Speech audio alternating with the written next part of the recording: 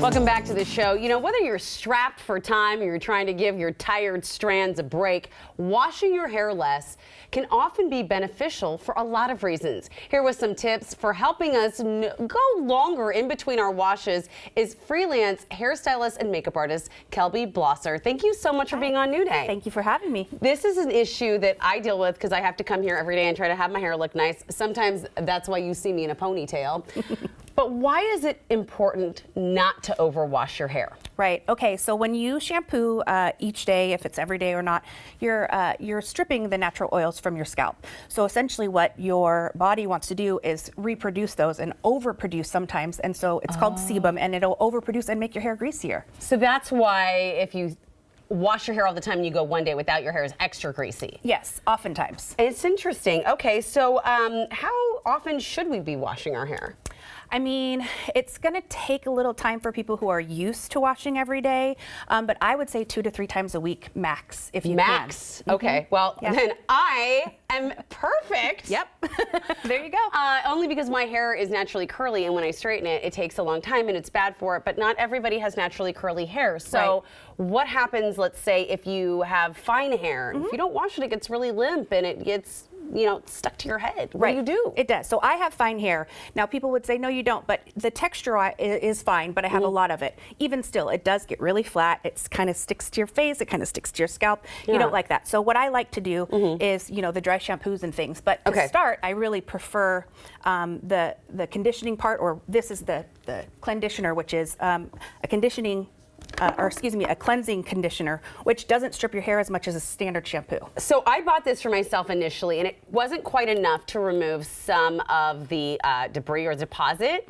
But for someone like my son, this works beautifully, and all you use is this. Like, you don't use shampoo and conditioner, right? Nope, you just use the conditioner? Yep.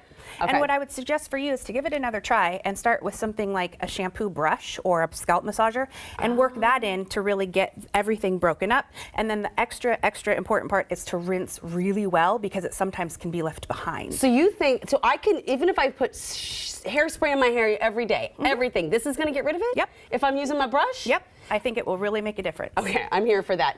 Also with these brushes, I first learned about it from my best friend. She had like a really fancy one by some fancy hair stuff, and I bought it on mine on Amazon. It's just like a $2 one. Is that okay? Yep, I think that's even where that one's from.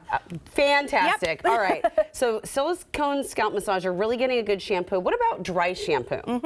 So I don't personally know how I ever lived without it. Yeah, but me neither. I've tried a lot, because I've had kind of every different hair color under the sun, and each of them react differently to a dry shampoo. So my favorite ones right now are ones that are invisible. These ones are made with rice powder, and it doesn't leave a residue. So you can have blonde hair, black hair, and it won't matter anyway. This is my absolute favorite hair company. It smells so good. They're not a sponsor or anything. It's Kenra. I wish they were, because they're very expensive, but they smell amazing. So what is the correct way to administer dry shampoo? Actually, you know what? Hey, Gloria, come here. So Gloria is going to be our model today and show us how we administer dry shampoo. When was the last time you washed your hair? Sunday.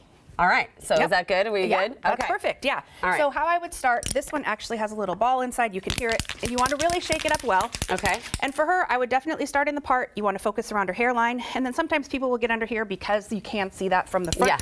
Oftentimes. So I would spray it in her part. And then I would take the next section and just kind of keep doing that all the way down at the root. Okay. And the key too, and it really is invisible, because you can't see it. She has dark hair. So the typically key too is to leave it for 30 seconds before you kind of mess with it and get your fingers in there and work it around. Leave it for 30 seconds. Okay. So get it all in there. Make sure it's, you know, where you want it, and then just kind of use your fingers. Shake it around. You can see it's already lifted a little bit more. It's already getting some body. What if you want a little more body, though? Let's say. So there's a couple different options. What I personally do almost every day is a back combing brush. Okay. And so same thing, like you apply the dry shampoo, do it in sections. So for her, I would probably kind of part right about where her ears are, just in your mind. Okay. And then take small sections, lift up, and with this back combing brush, which is a spore net, you literally go from the center down and then pull out. Center down and pull out. Center down, pull out. Yep. Okay. How you do you don't make want to sure do it doesn't this, look so you're ratty, comb it though? out. Well, I'll show you at the end. Okay. So then I'll take a couple Getting above sections. myself. You're fine. I'll take a couple sections just so we can get enough in there. Okay.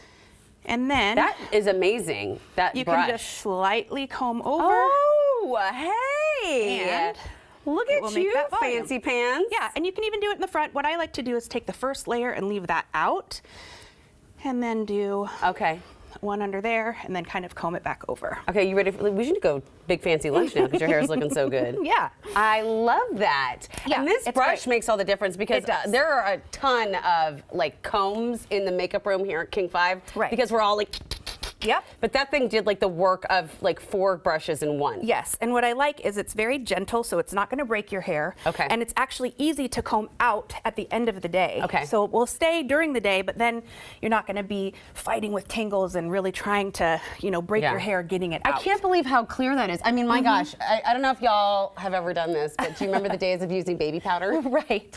The baby powder is gone. Because thank goodness for dry shampoo. Real quick question, what if you're working out every day? Is it gross that you're not washing your hair? I mean, no, but that's why these things are great because you can use them and it's not going to strip your hair again. That's the last thing that you want to do for your hair scalp, not to overproduce those greases. So, all right, I'll give it a shot. Yeah. Thank you so much. You're so it's been welcome. a pleasure meeting you. You are coming back again. I hope so. Thank you. Let's go to lunch. We'll go to lunch. We got to show off this hair for Gloria. But meantime,